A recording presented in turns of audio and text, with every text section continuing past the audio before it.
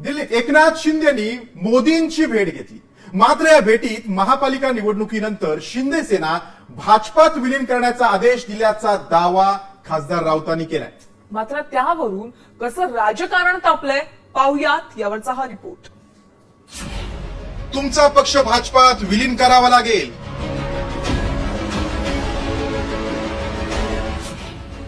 शिंदेंना मोदी शहांची तंबी, राऊतांचा दावा।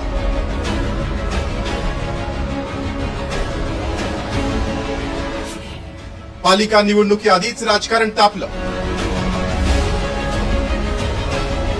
स्थानिक स्वराज्य संस्थांच्या निवडणुकीच्या तोंडावर उपमुख्यमंत्री एकनाथ शिंदेंनी दिल्ली गाठत पंतप्रधान मोदींची भेट घेतली।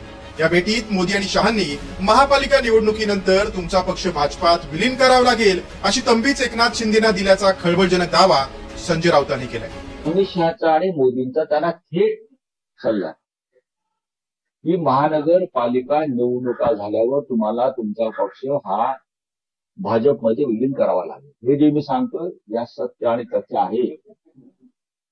कारण कोणत्याही परिस्थितीत कोणत्याही कायद्याच्या आधारे ते सुप्रीम कोर्टामध्ये आपला बचाव करू शकत नाही, हे तर सगळ्यांना माहिती। संजय राऊत एवढ्यावरच थांबले नाही तर शिवसेनेच्या पक्ष आणि चिन्हाची सुनावणी जवळ आली की शिंदेंचे पाय लटपटायला लागतात असा टोलाही लगावलाय।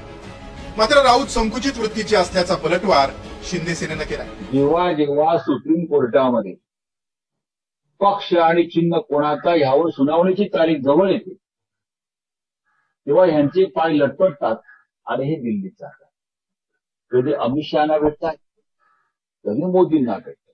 प्रादेशिक पक्षाची मुख्य कार्यालय ही राज्यामध्ये असतात, दिल्लीत नसतात।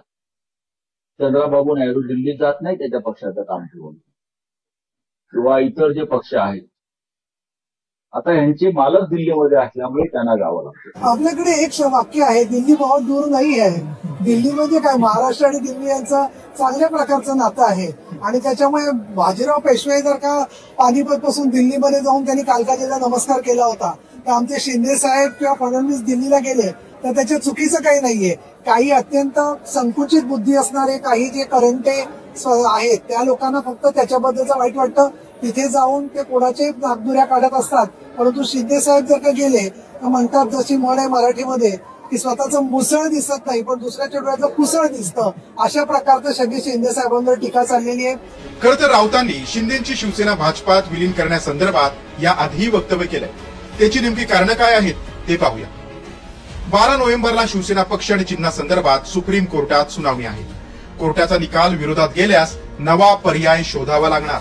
सत्तेतील वाटा कायम ठेवण्यासाठी शिंदेपुढे भाजपात विलीन होण्याचा पर्याय आहे। राज्यात एका बाजूला महायुतीत कुरघोडीचं राजकारण रंगलंय।